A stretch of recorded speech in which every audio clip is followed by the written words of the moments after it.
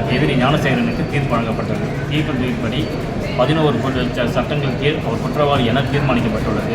அண்ணா பல்கலைக்கழக பாலியல் குற்றச்சாட்டு வழக்கு பரபரப்பாக தீர்ப்பளித்த நீதிபதி ஞானசேகரன் விடுத்த ஒற்றை கோரிக்கை.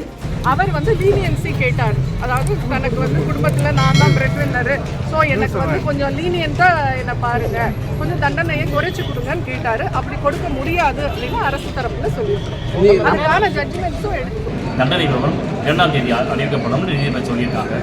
கடந்த ஆண்டு டிசம்பர் 23ஆம் ஆண்டு அண்ணா பல்கலைக்கழகத்தில் மாணவி ஒருவர் பாலியல் பலாத்காரம் செய்யப்பட்ட வழக்கில் பிரியாணி கடைக்காரர் ஞானசேகரன் கைது செய்யப்பட்டிருந்தார். அவரிடம் பெண் IPS அதிகாரிகள் கொண்ட சிறப்பு புலனாய்வு குழு அமைப்பு தீவிர விசாரணை மேற்கொண்ட நிலையில் ஞானசேகரன் கடந்த ஜனவரி மாதம் குண்டர் தடுப்பு சட்டத்தில் கைது செய்யப்பட்டிருந்தார். அதனைத் தொடர்ந்து சைதாப்பேட்டை நீதிமன்றத்தில் அவர் மீது குற்றப்பத்திரிகை தாக்கல் செய்யப்பட்டது. தொடர்ந்து சென்னை மகளிர் நீதிமன்றத்திற்கு இந்த வழக்கு மாற்றம் செய்யப்பட்ட நிலையில் இது குறித்த வழக்கு நடந்து வந்த நிலையில் ஞானசேகரனை அந்த வழக்கில் குற்றவாளி என சென்னை மகளிர் நீதிமன்றம் அதிரடியாக தீர்ப்பளித்திருக்கிறது.